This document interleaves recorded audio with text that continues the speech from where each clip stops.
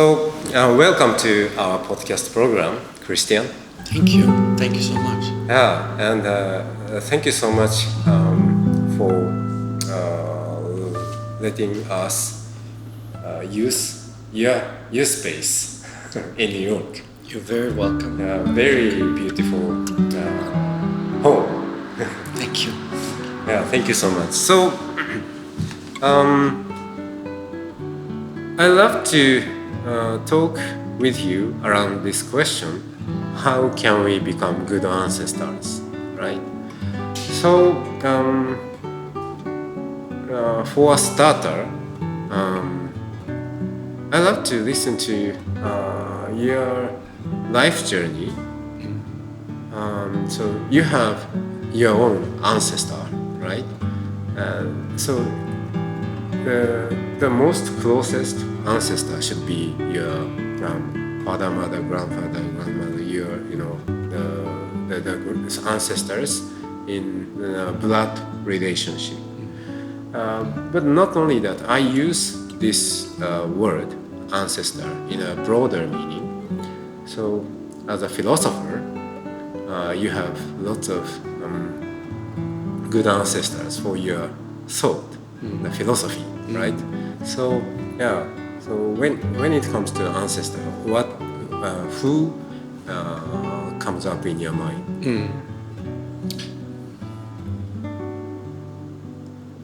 To me, when I was 25, my professor in school handed me Heidegger's Being in Time, the book Being in Time. Being Time. Yeah. And that book is doing many things, but it's mainly destroying 2,000 years of Western philosophy and saying the idea that what's most important about us is humans is thinking, like that we're thinking beings, is not true. The most important thing about us is that we care, that we care about something. And it is saying that our everyday experience in the world, our everyday relationship to the world, is not one of thinking about it. It's one of experiencing it, being in the middle of it, being a being in the world.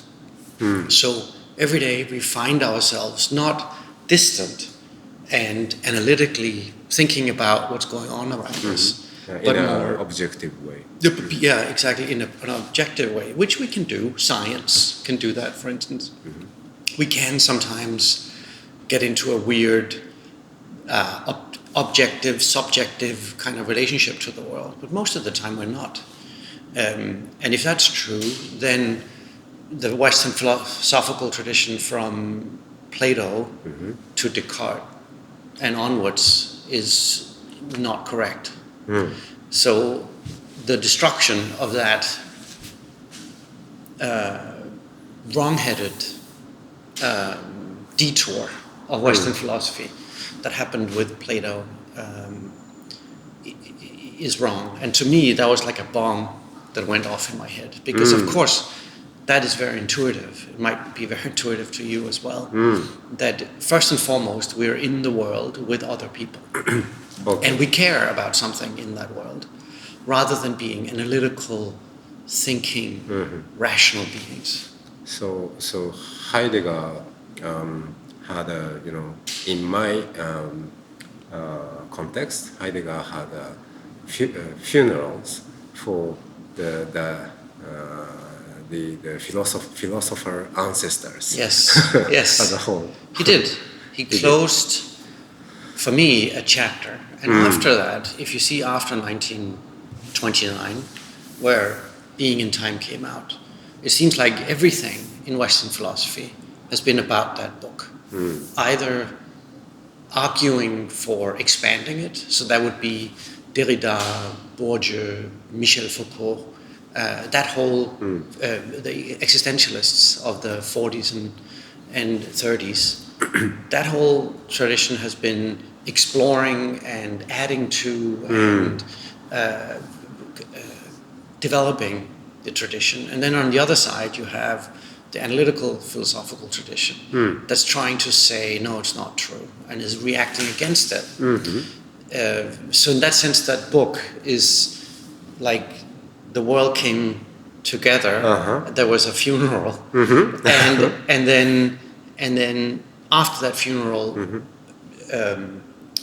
the world opened up to a different discussion about what it means to be human in Western philosophy. So for me, he is the big ancestor, and it's not that old. It's from the early 20s. Yes. He wrote it, and mid 20s, but still for me that's a long time ago. So you are part of the successor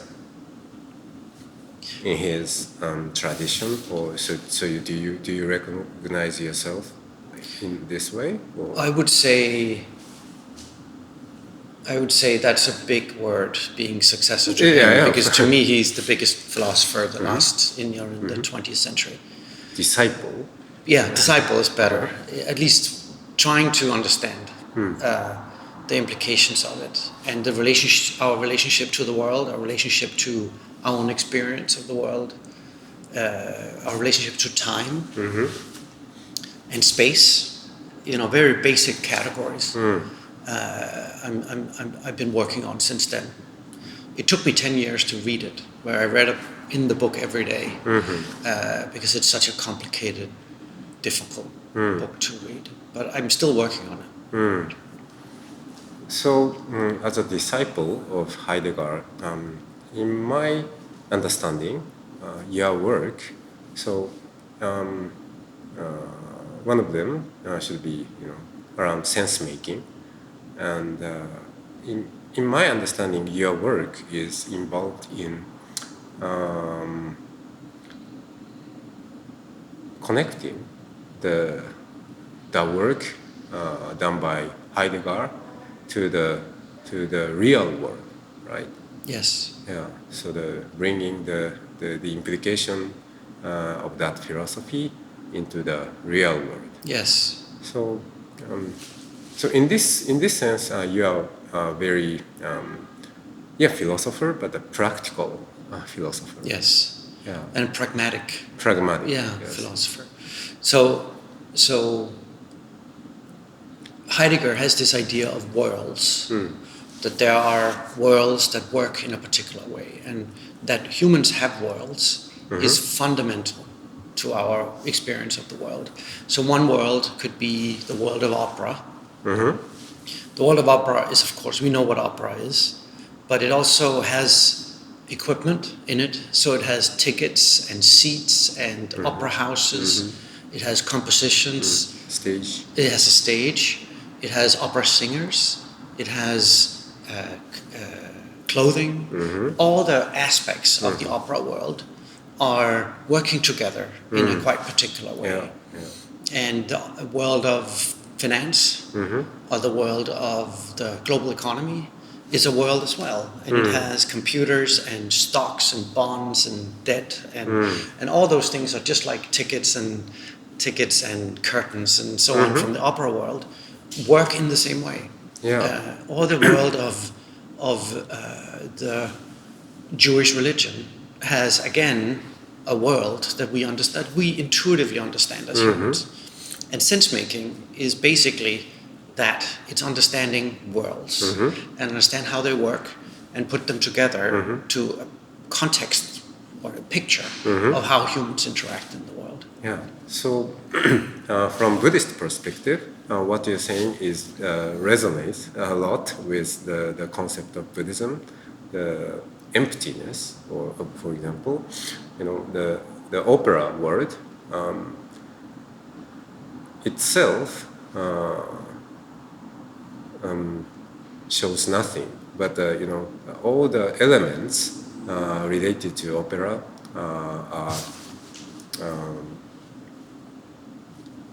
creates the opera world in a interbeing way. Yes. Right? So Heidegger himself was influenced from the Buddhist philosophy, I think. Yes. So I'm curious about how you see Buddhism as a philosopher, and how do you, if anything, what is your inspiration from Buddhist wisdom?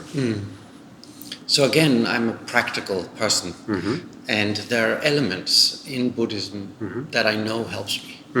So, for instance, there are aspects of meditation Yes. that I do every day, twice a day, and it's not that I have a spiritual relationship to it. I have an experiential, everyday experience that I know if I do it, I feel better. I am a better person from that. So just like with Heidegger, I don't need to buy the philosopher. I don't need to be a Heideggerian. But I can take aspects of it and I can use it practically in the world. And my only relationship to Buddhism or to any religion at all is what works for me? Which aspects of it works? And when it works, I'm all in for it. If I can't understand it practically or pragmatically, I have a hard time engaging with it. So I've been interested in Buddhism. I've tried to study it, not extensively, but I've tried to study it. But my main way of studying anything is trying it out and see if it's a good experience, if it's an experience that I connect with. So in one way, I have a distant relationship to spirituality and like Buddhism, but another way, I have a very, very deep personal relationship to it. So because you use that technique every day. Yeah, exactly. Technique is a good way of seeing it. And people always, when I say things like that, they think I'm an instrumentalist. I have a cold relationship to these things, but I don't. It's not cold. It's active. In a sense. So it's a great way to interact things and the philosophical tradition, in a sense. It's not just with your mind. So the tradition emerges on your own body. Yeah, exactly. Materially, markedly on your body. So much so that I can't live without it. If I stop having a meditative practice, I fall apart. I feel bad.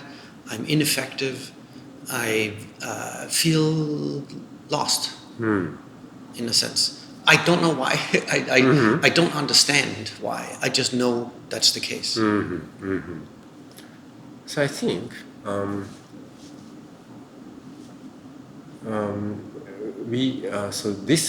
in this age, we are discovering or rediscovering the relationship with our body. So our existence is not just in mind, right? And I love to listen to your thought around the emerging, AI things. In my observation, the meaning of humanity is changing before AI, after AI, right? So the before AI,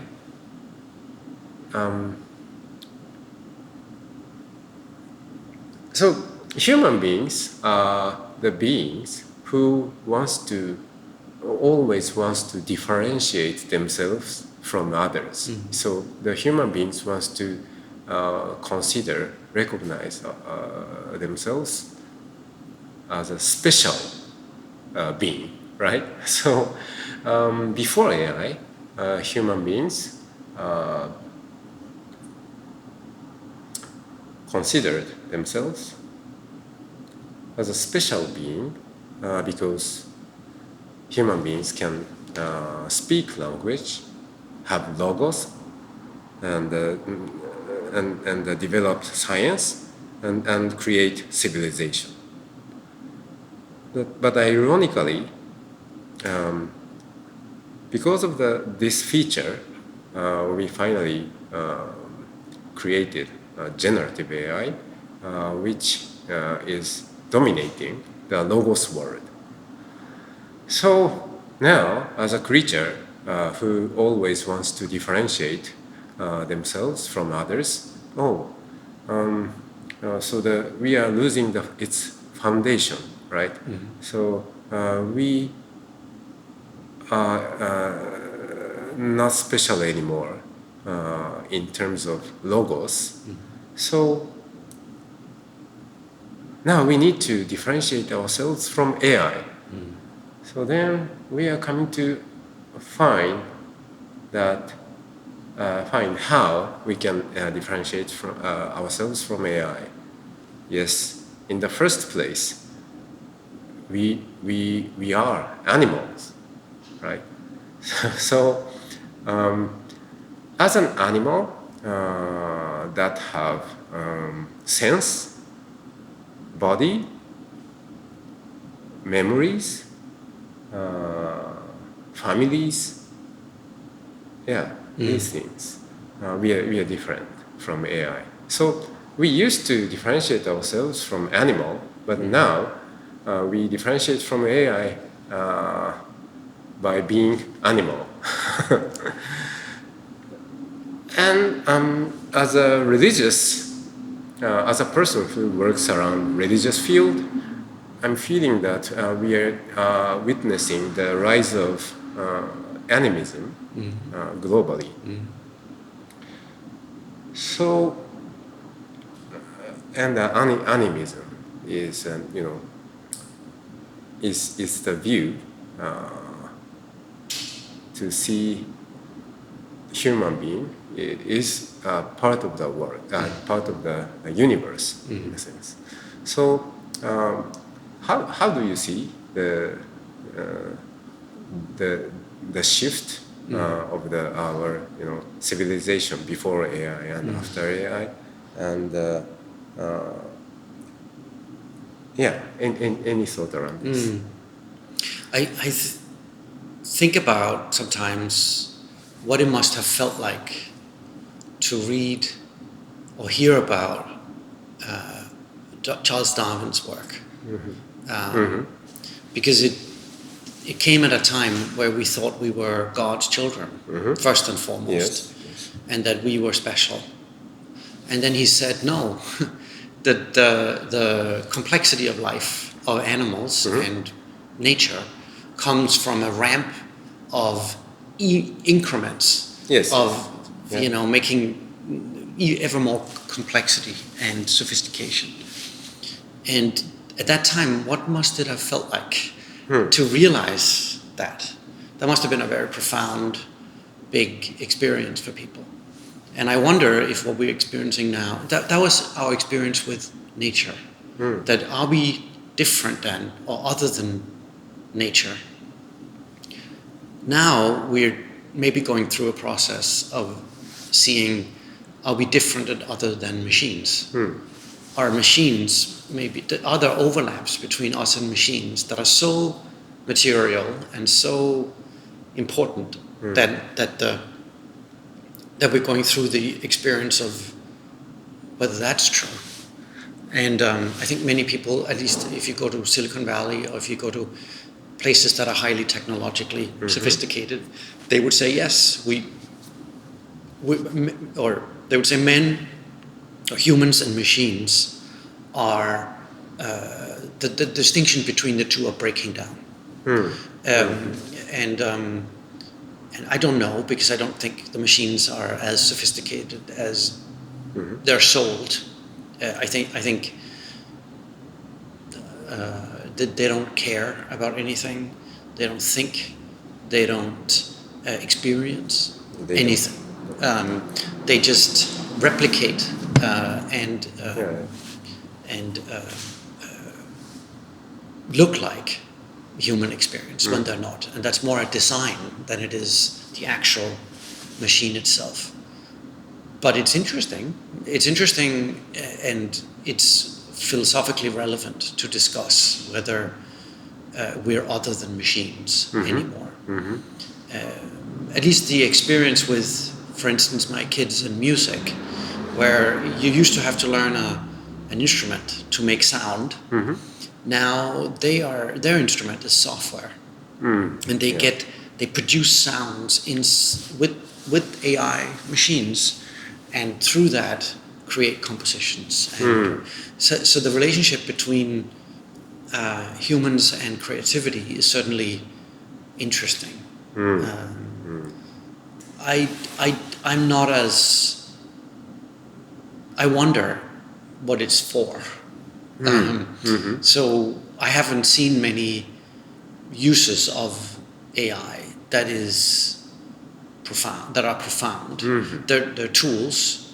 Maybe they are toys, fun toys to play with, but you can't see the effect in the economic world.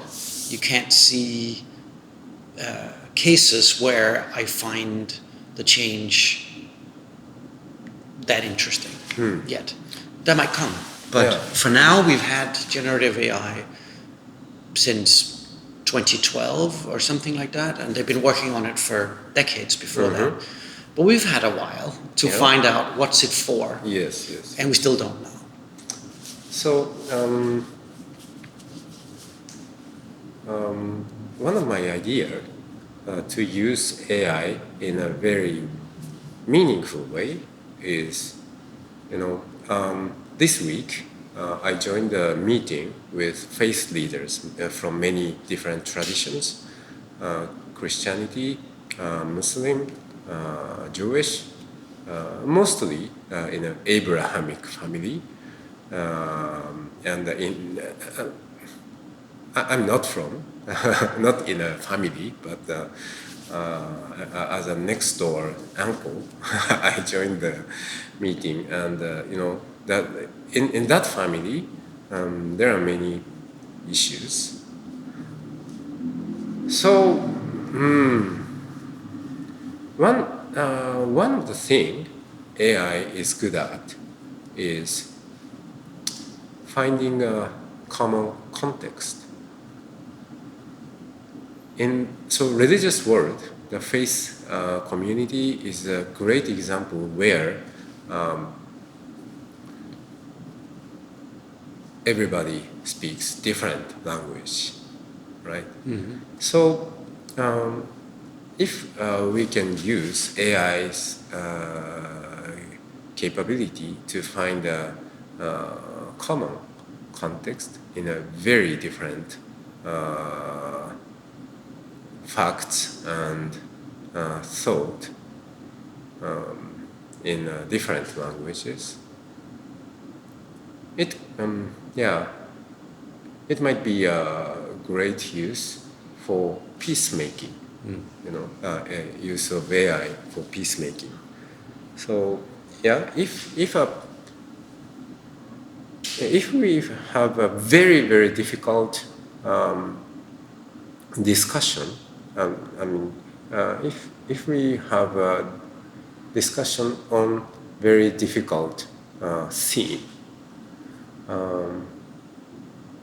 it's very, again, difficult to find a good facilitator, right? Because everybody is involved in a particular, interest group. But AI could be a great, facilitator from the very neutral position. We will see. That's an interesting idea. That you would have a moderator. Machines will be not our overlord, like robot overlords, but they would be a mechanism to find common ground. Right. So optimization. Yeah. Right. Yeah. I wonder if we're too tribal, we will find something else to disagree about. But yes, Yeah. yes, I agree. Okay.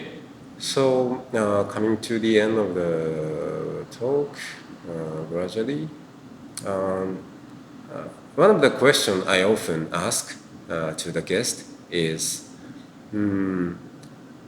yes, in many people from other country to Japan assumes that okay, so the role of Buddhist priest, Buddhist monk, it should be leading mindful meditation practice, but actually, so it's not the case in Japan. For the people in Japan, Buddhist monks are the people who lead the funerals ceremonies or the commemoration rituals for ancestors. So the main role of Buddhist priest is commemorating the people in the past. But my interpretation of this feature of a Buddhist priest is not just leading a ceremony itself. It's a role to help people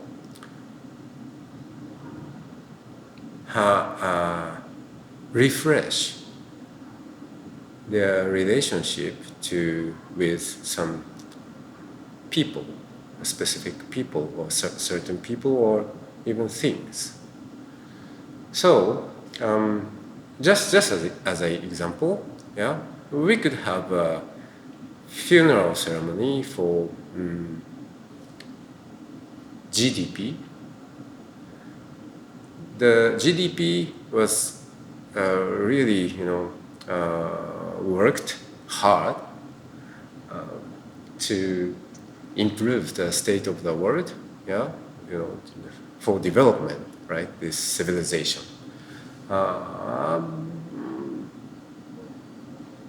It was very helpful in 20 years ago, 30 years ago, but now it is obvious that so the measurement, the GDP measurement, is not enough to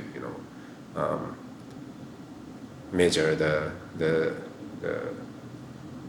situation of this today's world. Yeah. So yeah, in this way, yeah, whatever you think, yeah. So yeah, I like to invite you to have a ceremony, funeral ceremony for something with me. So what comes up in your mind?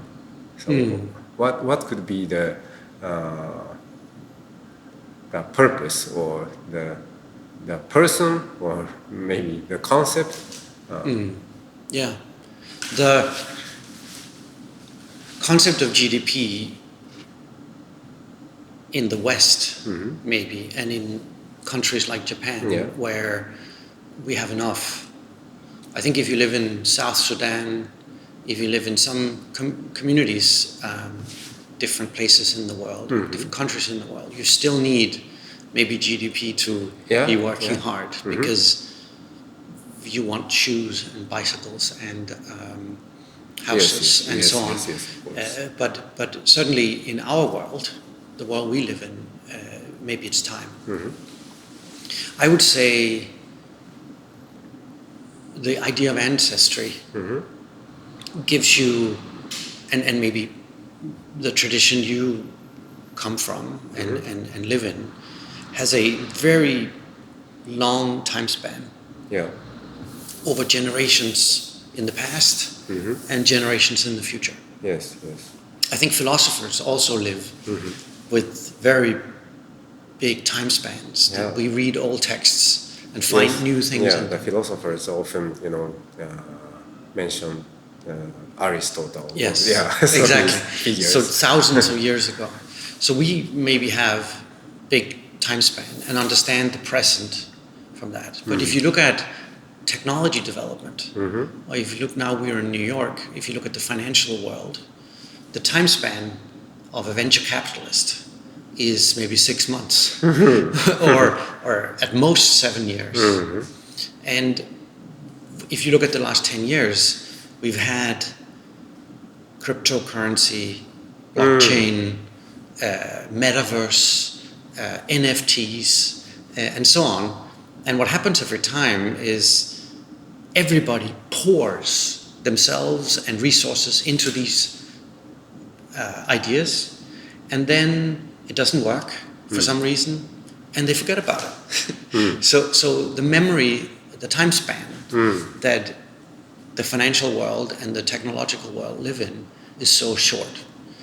And I think what I would like to maybe say thank you to is having only that. I'd like to have a short-term and a long-term relationship to the world, where we not only fix short-term things and forget about them when we lose interest, but also see them in a bigger context. And I get frustrated with a world where the time span is 2 years, because we end up pouring all our attention and all our resources and all our might into agendas that are maybe not very important. And we forget about ideas like being good ancestors. So my kids' children, will they look at us as, you know, how will they look at us? And I think they'll look at us as, in America, and in particular worlds in America, very, very influential worlds in America, they would look at us as absurdly short term in our approach to what's important. And I wish we could do a little less of that.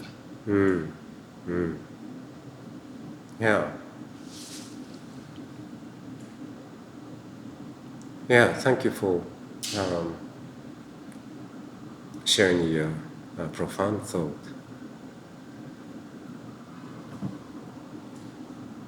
You live in New York City, one of the most busiest city where everything's move very fast. So how do you balance your life here?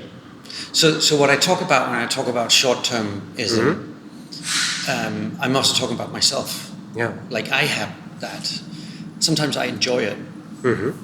The complete lack of and disregard of history and ancestry, and just laser focus on one aspect.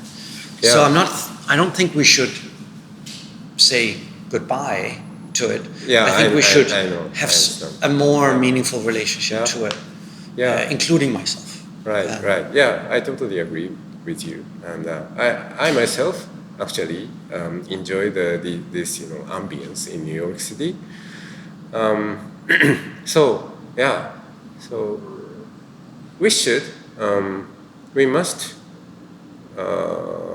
go back and forth in short-term thinking and long-term thinking, right? Yes.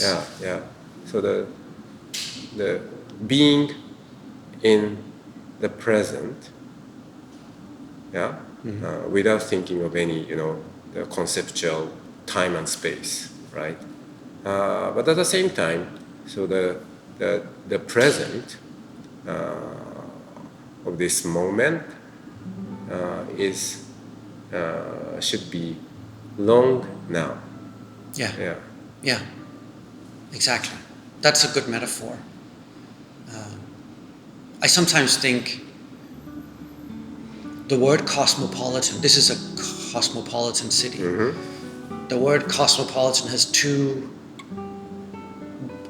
words in it. It has cosmos, which is the long, the no, cosmos has wings. Cosmos is expansive, and polis, which is the other side of the word, is fixing things now, and having roots.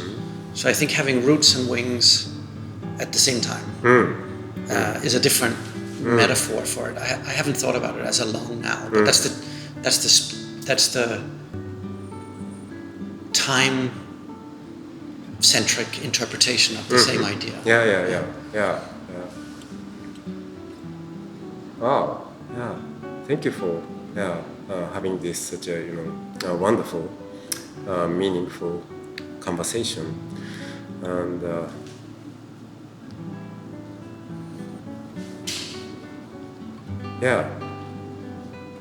So our conversation was certainly beyond the simple binary thinking, right? Yeah. Hopefully. All right. Thank you for joining this podcast. Thank you. Thank you, and thank you for coming. Hope to see you around in New York and Japan. Yes, please. I would love to.